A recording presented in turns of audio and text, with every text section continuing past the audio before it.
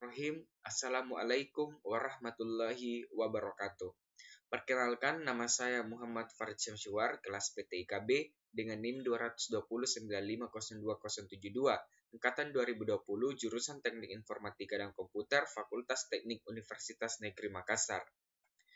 Video ini merupakan tugas dari mata kuliah Sistem Operasi Komputer yang dibimbing oleh Pak Suhartono Eskom Mkom dan Andi Rahmatdi SPD MPD. Pada video kali ini, kita akan membahas materi mengenai manajemen memori. Adapun pokok pembahasan yang akan kita bahas, yang pertama latar belakang, 2 ruang alamat logika dan ruang alamat fisik, ketiga swapping, 4 alokasi berurutan, 5 pegging, 6 segmentasi, 7 segmentasi dengan pegging. Yang pertama latar belakang. Memori adalah pusat dari operasi pada sistem komputer modern.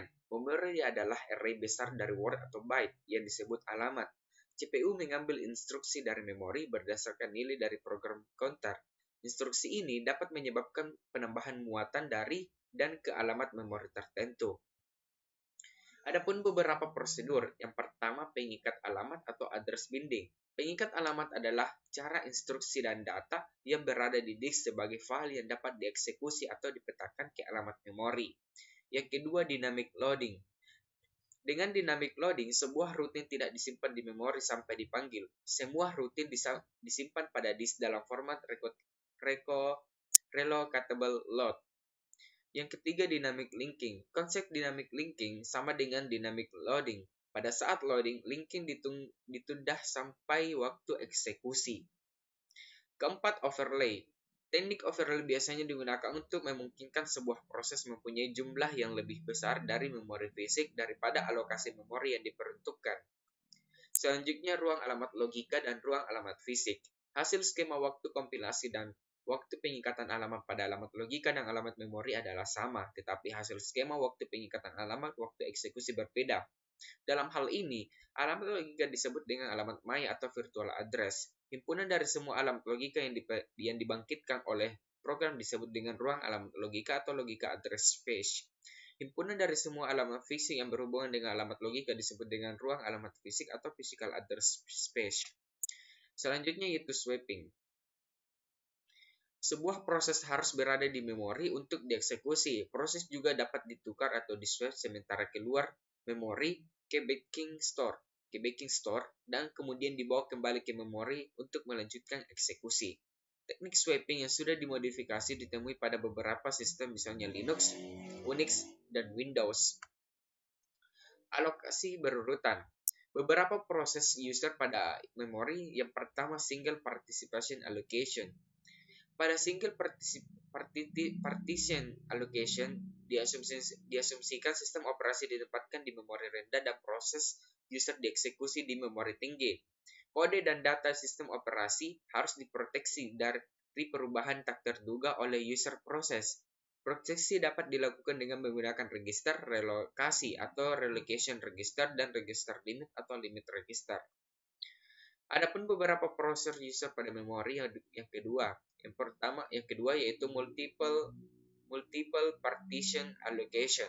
Pada multiple partition allocation mengizinkan memori user dialokasikan untuk proses yang berbeda yang berada di antrian input yang menunggu di bawah ke memori. Terdapat 2 skema yaitu partisi tetap atau fixed partition, di mana memori dibagi dalam sejumlah partisi tetap dan setiap partisi berisi tepat satu proses. Jumlah partisi terbatas pada tingkat multiprogramming. Skema yang kedua adalah partisi dinamis atau variable partition, merupakan MVT yang digeneralisasikan yang disebut multiprogramming with a variable number of tasks. Skema ini digunakan terutama pada lingkungan batch. Yang ketiga, fragmentasi. Fragmentasi eksternal terjadi pada situasi di mana terdapat cukup ruang memori total untuk memenuhi permintaan, tetapi tidak dapat langsung dialokasikan karena tidak berurutan. Fragmentasi eksternal dilakukan pada algoritma alokasi dinamis, terutama strategis first fit dan best fit. Fragmentasi internal terjadi pada situasi di mana memori yang dialokasikan lebih besar daripada memori yang diminta, tetapi untuk satu partisipasi tertentu hanya berukuran kecil sehingga tidak digunakan. Selanjutnya paging. Yang pertama, konsep dasar paging. Paging merupakan kemungkinan solusi untuk permasalahan fragmentasi eksternal di mana ruang alamat logika tidak berurutan, mengizinkan sebuah proses dialokasikan pada memori fisik yang terakhir tersedia. Memori fisik dibagi ke dalam blok-blok ukuran tetap yang disebut frame. Memori logika juga dibagi ke dalam blok-blok dengan ukuran yang sama yang disebut page. Semua daftar frame yang bebas disimpan untuk menjalankan program dengan ukuran n-page. Perlu menemukan n-frame bebas dan meletakkan program pada frame tersebut. Nah, adapun di sini yang pertama itu gambar arsitektur sistem paging. Nah, yang kedua itu model paging. Nah, kita bisa lihat di sini gambar yang saya tampilkan. Selanjutnya ini adalah gambar pemetaan alamat logika ke alamat fisik. Dan ini juga ada alokasi frame. Yang pertama itu bagian A-nya itu sebelum dialokasi dan setelah yang bagian B itu setelah dialokasi. Nah, bagian B, implementasi sistem paging. Setiap sistem operasi mempunyai metode sendiri untuk menyimpan tabel page. Pada dasarnya terdapat 3 metode yang berbeda untuk implementasi tabel page. Yang pertama, tabel page diimplementasikan sebagai kumpulan dari dedicated atau register. Yang kedua, tabel page disimpan pada main memory dan menggunakan page table base register atau PTBR untuk menunjuk ke tabel page yang disimpan di main memory. Yang ketiga, menggunakan perangkat keras change yang khusus, kecil, dan cepat yang disebut associative register atau translation look aside buffers. Selanjutnya itu proteksi. Pada model page, proteksi merupakan proteksi memori menggunakan bit proteksi yang diasosiasikan untuk setiap frame. Biasanya bit proteksi disimpan pada tabel page. Satu bit mendefinisikan satu page untuk read and write, read atau read only. Setiap acuan ke memori melalui tabel page untuk menemukan nomor frame yang benar. Level proteksi yang lebih baik dapat dicapai dengan menambah jumlah bit yang digunakan. D. Multi-level paging. Model multi-level paging digunakan pada sistem yang mempunyai ruang alamat logika yang sangat besar, yaitu antara 232 sampai 264. Pada sistem ini, tabel page akan menjadi sangat besar. Misalnya untuk sistem dengan ruang alamat logika 32 bit dan ukuran page 4000 byte. Maka tabel page berisi 1 juta entry.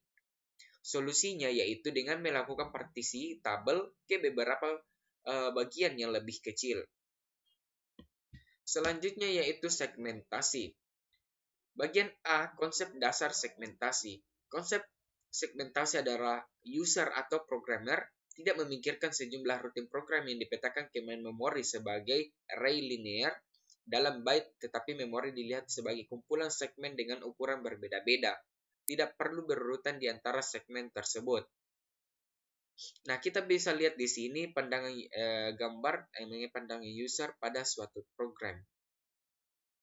Nah, sebuah program adalah kumpulan segmen. Suatu segmen adalah unit logika seperti program utama, prosedur, fungsi, metode, objek, variabel lokal, variabel global, blok umum, stack, tabel simbol, array, dan lain-lain.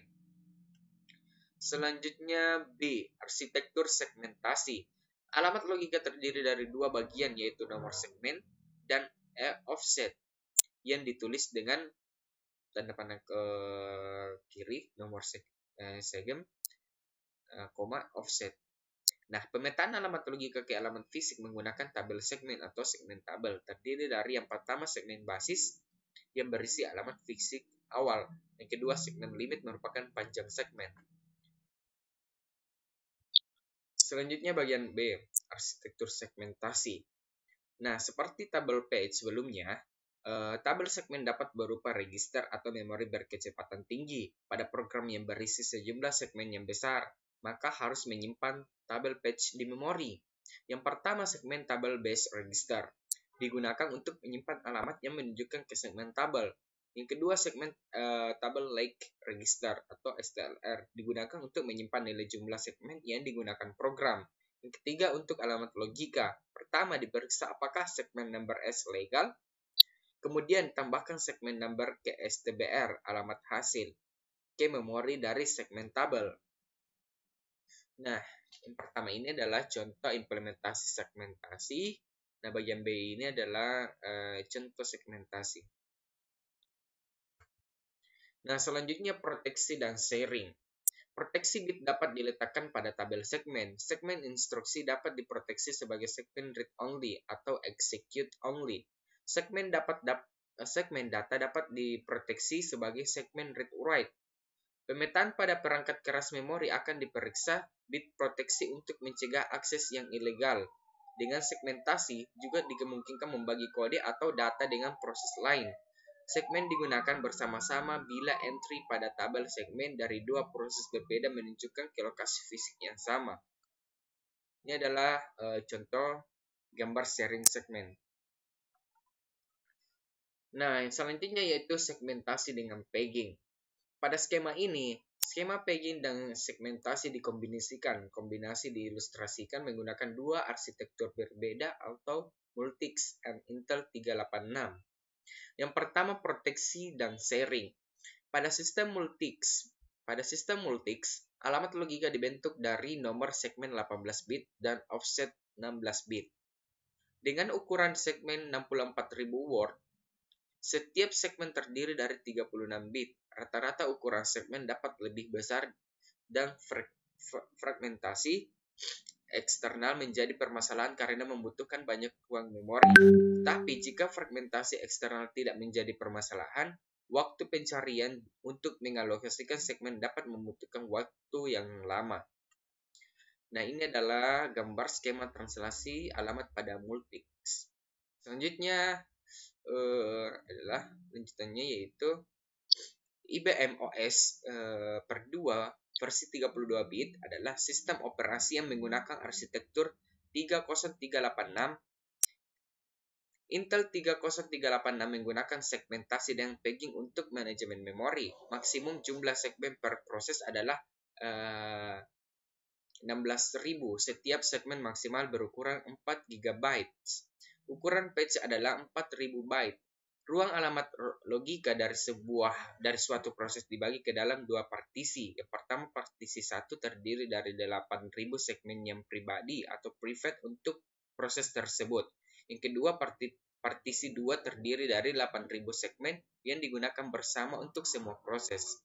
Nah, ini adalah skema translasi alamat pada Intel 30386. Nah, itulah yang dapat saya sampaikan mengenai materi ini. Kurang dan lebihnya mohon dimaafkan. Wabillahi taufiq wal hidayah. Wassalamualaikum warahmatullahi wabarakatuh. Fearless.